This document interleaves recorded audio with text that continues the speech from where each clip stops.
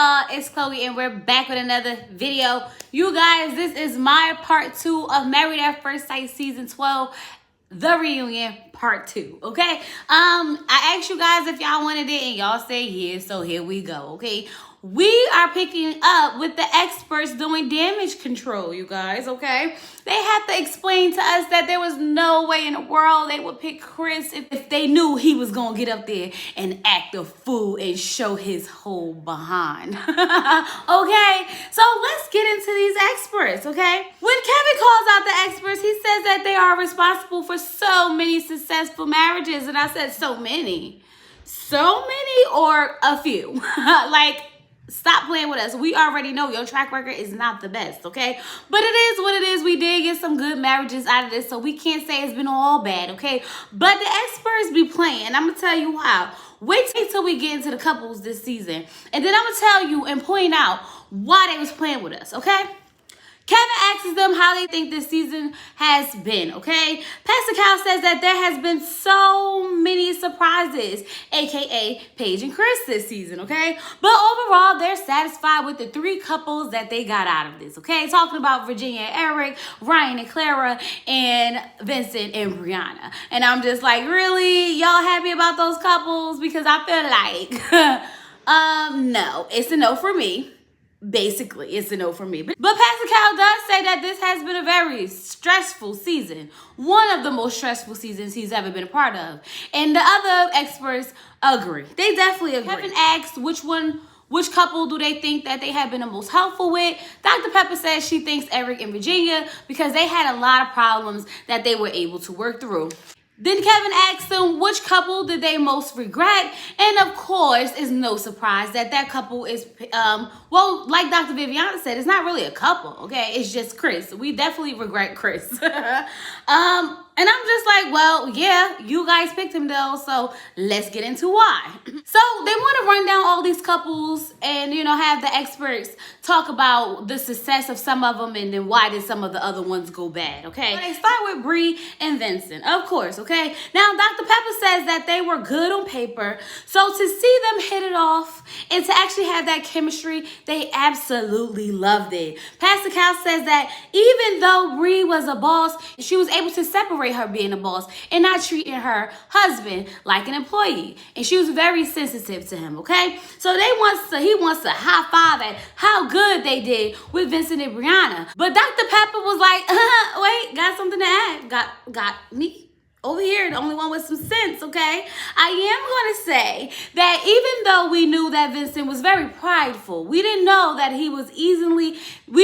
his pride was easily punctured, okay? And how he would act in certain situations when he felt like he was being disrespected. I said, oh, right, Dr. Pepper, because y'all was about to high five and act like we ain't see Vincent throw tantrums and fits this whole season.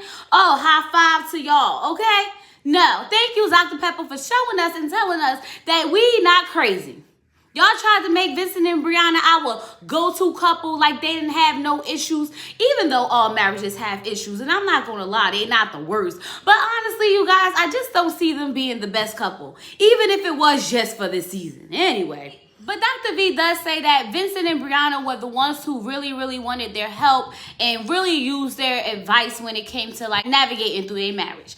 Now let's get over to Haley and Jacob, y'all, because we got some explaining to do when it comes to Haley and Jacob, okay? Pastor Cal said that he wanted Jacob to come out of his shell and he wanted Haley to be more accepting and to benefit from Jacob's stability because we all know that she has a history of running, okay? And that he was hoping that by him being stable, this will help stabilize her. He thought that in this process, opposites attract may actually work. And I say, okay, so we are doing this on purpose now. We are purposely mismatching people by opposites attracting, hoping that we get a successful marriage.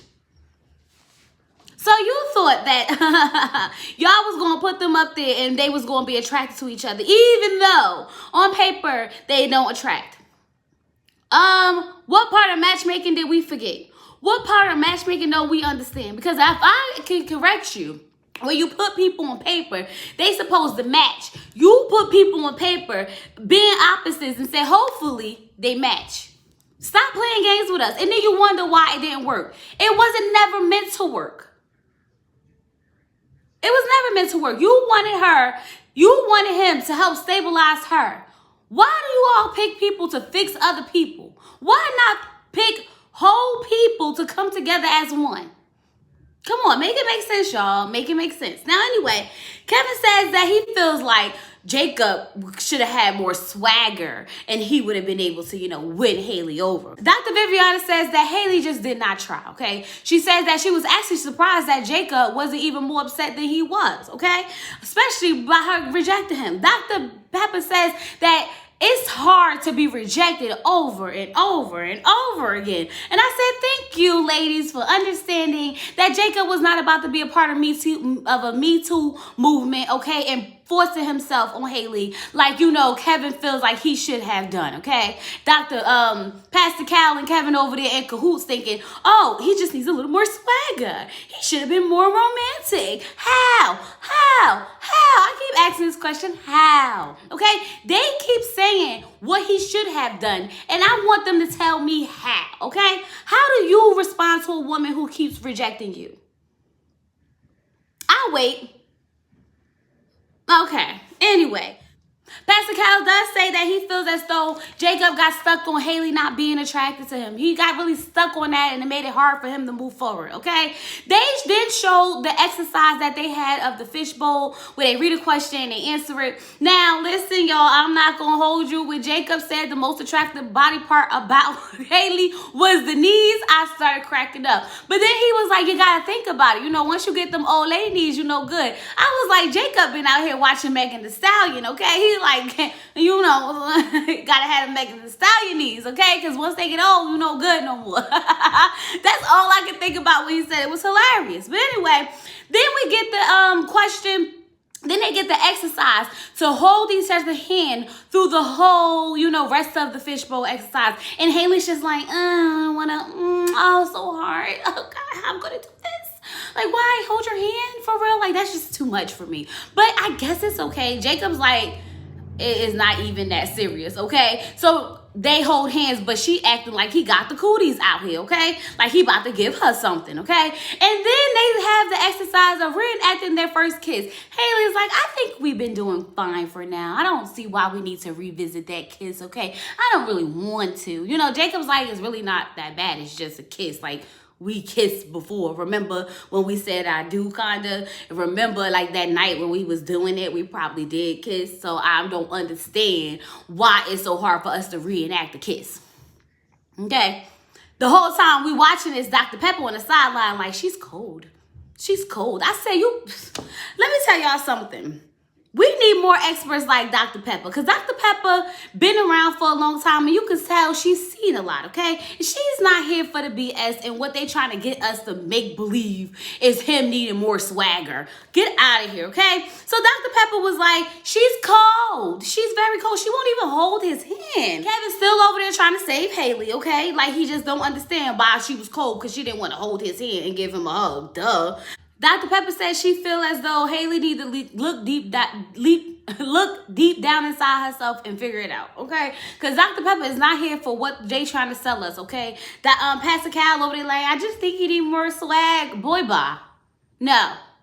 Y'all gonna have Jacob out here part of a Me Too movement. And then if he go over there and try to force himself on that girl, y'all gonna be saying something. He should have never done that. He should have never done that. Now, granted, all y'all be in the comments, not all y'all, some of y'all be in the comments like, but did he really try? I mean, like, really, did Jacob really try? And I'm like, I would like to say Jacob did try Jacob's way. Okay, Haley has not been receptive to that man since she saw him walk down that aisle. Once she found out he liked the 80s, she no longer liked him, okay? Once she found out he liked steak and eggs, she no longer liked him, okay? We've seen Jacob at least try to have what he called, fun with her. Even when they went golfing, she made it a whole thing because she wasn't winning. She can't even have fun. She more focused on what he wearing than the actual person who in front of her. Like, come on. It is not even that serious. She didn't like him. And I don't blame him for, like, I'm not about to sit there and try to romance somebody who don't like me. And I ain't got time for that. Doug may have to do it because Doug was Doug, okay? He need to do what he got to do to get what he got to get. But at the same time, I'm Jacob, okay? Have you seen me lately? I ain't gonna have no trouble finding no girl. Okay? Exactly. Don't be settling for less. Don't be up there like a Paige just holding on for dear life when somebody keep telling you that they don't want you. Anyway, so now we get to Eric and Virginia, okay? And they said that they knew that Virginia needed someone who was stable, and they think that Eric was going to be the one to help, that the one that can do it, okay? They knew that they didn't agree on politics, but for some reason, they felt like it was something that they could work through. I said, once again, it's a setup for drama. You want to know why? Because why in the world would you hook up two people who do not agree on politics? That's like hooking someone up who believes in Black Lives Matter with a Trump supporter. How? Because you think it's going to cause some drama. You didn't think they was going to be able to work through it. You wanted to get some ratings. You wanted them to have something to argue about, which is why you put her with him. Like, come on. We're not about to sit here and play these games with them, okay? But anyway, Kevin asks, what about the children's situation? You know, it seems like Eric and his mother want some children right now, and Virginia really don't want none. They like, well, we feel as though by her seeing him and his stable family and his stable surrounding, she will come around because, you know, she didn't have any stability growing up. And I was like, so y'all knew she probably didn't want children. Y'all still put that girl with that man who didn't want no kids? Okay. We gonna sit here and act like these experts don't be matchmaking these people for ratings? We already got one. Oh, we thought opposites would attract in this situation. Oh, we knew that they wouldn't agree on politics, but you know, we figured they could work through it.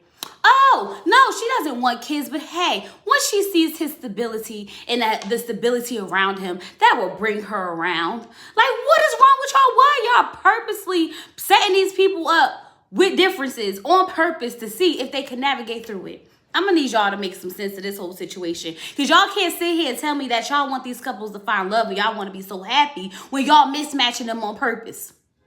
Anyway, we're going to move to Clara and Ryan, okay? Kevin says that Clara wrestled with a lot of things this season, okay? So we're going to start with Dr. Viviana because we already know that Dr. Viviana is the sex therapist and she's going to help us understand what in the world was going on between Ryan and Clara, okay? And why would they put them together knowing that she was openly sexual and he was nowhere near it, okay? Very reserved, very reserved. But anyway, Dr. V says that she was very concerned about the way that Clara did not express her feelings about sex with Ryan. I said, once again, I feel like it was for ratings because you really put this girl who feels like sex is just sex with a religious man who feels like sex is sacred and don't even want to tell his mom that he's not a virgin anymore. How? I'm just sitting here and y'all, these couples not gonna make it. Based on the information that they telling us in the background on why they picked them, it just don't make sense. This don't make no sense to me. But anyway, Dr. V says that she also has some concerns about Ryan not being open about his sexual history. And I was like, And I'm like, you think? Because you did this on purpose. There's no way this made sense on paper. But anyway, Kevin says that Ryan finally said that he loved Clara. And they like, yay. And I'm like, no, it wasn't a yay. It was Kevin forced Ryan to tell Clara he loved her. Then we just call it what it is and stop playing these little stupid games, okay? So then Dr. Pepper says, I think Ryan is very intentional. He may have actually felt that before he said it. I can't believe that he may have felt it before he said it. But y'all already know. I feel like Ryan just holding on to Clara for now until he really figure out what he want to be or who he want to be. And I'm going to move on.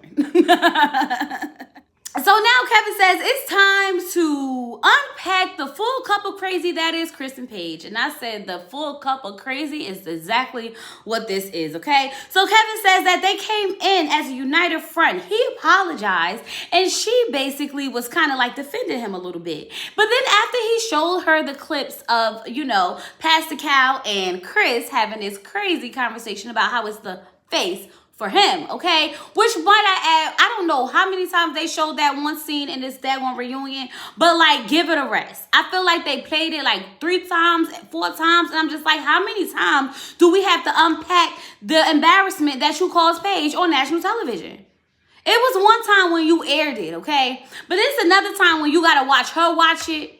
You gotta watch Chris watch it. You gotta watch Pastor Cal watch it. All the people to keep watching it like they wasn't there. We gotta keep unpacking that scene. We unpacked it plenty of times. We already know that it was effed up. After they watched the clip, he asked Pastor Cal, how did he feel actually being in that moment, okay? Pastor Cal said that he had to really, really stay professional and control his emotional responses, okay? Because he just knew that Chris really wasn't ready for this process after that conversation. And I was like, yeah, I'm proud that you controlled your emotions, okay? But I'm gonna need you to be I'm gonna need you to hold Chris a little bit more accountable than you did. There's one way to be professional and to get your point across, because I felt like you let that man intentionally go up there, say what he said, and you did not correct him. You did not put him in his place. You did not even do anything to try to, make Paige look any better than what she did.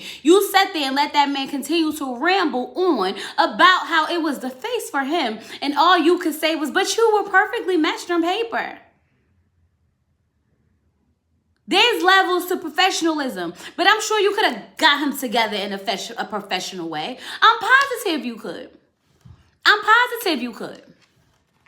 Kevin asked Dr. Viviana how badly did she want to just go in and pull Paige out of this mess and just give her a hug, okay? Dr. Viviana says it was several times she just wanted to go and just take Paige out of this to see if she could help her, mentally and get through this whole process, but it just baffled her at how many times, Paige just kept saying she want to stay, she want to see it out, she want to wait, she want to see, and I was just like, this is why I don't have no pity for Paige, because even when the experts was waiting there with their arms open in the side, ready to pull her out, she kept wanting to wait and she kept wanting to see, okay? Dr. Pepper says that she came in with the most committed personality she have ever seen in this show, okay? She was like, I wanted her out. I definitely wanted her out, but I couldn't want her out more than she wanted to be out. So once again, we got Paige in there, keep wanting to be in this reckless relationship, and then she want to sit there and tell us that it was traumatizing. Girl, you traumatized yourself. You need to pick yourself. How many times you told us you pick yourself and you still ain't pick yourself because you still sitting outside in this car with this man sitting up here defending this man and got the nerve to get this man a hug? Girl, I'm gonna need you to get it together. But anyway, so then Kevin brings up the process and how many home visits and video chats and questions and everything that they asked them. And how did y'all let Chris Williams slip through the cracks, okay? They but he was just such a, open person. He told us he was open to anyone and everyone. Dr. Viviana was like, I don't know why anyone who was so particular about what their image of beauty is even come on the show. When he told us, he said he didn't matter what color, what shape, what size, no nothing, okay? But then all of a sudden that switched, and then all of a sudden that just switched up as soon as the camera started rolling, okay? I was just sitting here like, I can see it. I mean, it doesn't take anything for someone to tell you that they like somebody, okay? That they willing to, work through anything. But I don't see how y'all could let that manipulative man, I guess he manipulated y'all, so it makes sense, right? Dr. Viviana was just like, yeah, he basically fooled me. I'm just going to have to own the fact that he fooled me. I was like, absolutely. Dr. Pepper says that she found him a man without empathy or sympathy, and all the things that he said and did to Paige. If she would have known that this was going to happen, there was no way in the world they would have ever chose Chris to do this. There was no way. And I'm just sitting here like, y'all got to do some more psychological tests if y'all going to bring people up here and just take their word for what they say, okay? How many tests did you take? How many interactions did you have? How many people did he have to see before he got to y'all that he slipped through the casting, the whole casting process, the whole matchmaking process, and then got the heck on his TV and act a fool? How many people did he really fool? Because I got a question or two, okay? Because as a therapist, I would say, right? Because Dr. Viviana is a therapist, right? If you sitting there, and the job of a therapist is to read people's body language, to actually look at people's expressions, to read them as a whole person outside of what they're saying, so you can get a real clear understanding of who they are. You knew that that man had been engaged that many times. You knew that that man had just got out of engagement a couple of months ago. Why would you choose him to be on Married at First Sight? So then, of course, Kevin has to tell them that, they have a really hard job of, like picking these matches, and that they have done an excellent job. And it's not their fault if the couples don't really make it or not. You can't control what happens when the people come on screen. But they've been doing a great job, and to continue doing what they're doing because they have built so many happy families, okay? And I'm just saying here, like, if the damage control for Married at First Sight is not the realest, it gots to be the realest, okay? They sat there and they watched all our comments, concerns, questions, and everything, and they tried to wrap it all up in like 20 minutes so that they can come across as if they didn't set half of this crap up on purpose. When you could clearly hear them say how they matched opposites on purpose. When we clearly hear them say how they sat there and put people who have different views on politics together on purpose. Okay? So don't sit here and try to play me like we don't know what we know, because we know. We figured it out a long time ago. So now we have all the couples back, okay? All the couples except for Chris and Paige, because it's just Paige, okay? So Kevin asked Paige, how does it feel to not have your significant other next to you? Do you feel like he left you high and dry? She like, well, first of all, he's not my significant other. And then you got drunk Virginia in the background laughing like she at a comedy show. I was like, it's not even that funny. It's really not. But anyway, she said, yeah, she felt like he left her high and dry. So, she was upset about that. And I'm like, girl, you still want that man next to you? The foolishness of it all, okay? The foolishness. I can't do it with her, okay? Like, you still want him to be there? Why are you not relieved that he not there to cause more drama? Why are you not relieved that you ain't got nobody else to go chase out the door? Why? But anyway, y'all, I'm not going to get into everything, but I'm going to get into a few things because I really don't feel like sitting here talking about all that interaction. Y'all saw it all. We saw it all, okay? They asked them how they feel watching the episodes on Wednesday, and it's like all the attention on them. Paige says that she feel like now she got to actually, have a therapy session after she watched it on Wednesday because it's like re-traumatizing over and over and over. And I'm like, girl, but you put yourself through it. So if you wasn't traumatized going through it, ain't no need to be traumatized watching it, okay? Clara says that she stopped watching because she had to put her mental health first, okay? Then she got the nerve to ask us to remember that they are human beings, and if we don't have nothing nice to say or something like that, don't say it or something, whatever. First of all, when you go on TV, you are liable to be talked about by anybody, okay? So you should have thought about that before you decided to sign up for Married at First Sight on national television. If you didn't want nobody to say nothing about you, then maybe you should have did this, because that's all people want to do is talk about what's on TV. Then they bring up how Ryan keeps saying everything is a dream, and how people say things over and over and over again. They don't realize how much they say it. And I was just sitting there like, so we're not going to do the for sure? Y'all, I was disappointed because I honestly was waiting for the for sure, okay? I thought it was going to be for sure. But no, it's a dream. They didn't even show us all the dreams. We got to see the dreams afterwards. That's no fun. We've been drinking shots all season off for sure. And they looked right past it. That's sad. I was disappointed at them. I was disappointed with them. I'm not even gonna lie. I was very disappointed with that. Okay? Eric says that he thinks it's weird for Virginia to see him pee. And I was like, I get it. My husband don't like that either. I don't mind, but he thinks it's weird. He's like, I'm in the bathroom. You don't have to come in the bathroom. Close the door. It's my time. I'm just like, boy, bye. But okay, I done seen it all. But, to each his own. Some like it, some don't. Anyway, then they played a clip of Chris going off again on Eric and Virginia.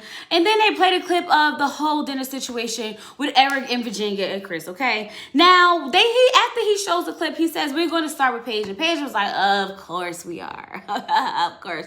Why not? Go ahead, okay? She says that he was upset because, for one, they wasn't really, feeling bad for him. They only wanted to, comfort Paige. And I'm like, absolutely. That's exactly why he had a fit. Like, don't have no fit concern. No one was concerned about you, Chris. That's why he was mad. That's why he went on the couch that time and had a whole fit when he walked away. Nobody cares about me. Nobody cares about me. We knew that. Okay? Eric says that he stays sitting down at the table because his professional and personal life does not involve fighting. Okay? That's why he stays sitting down.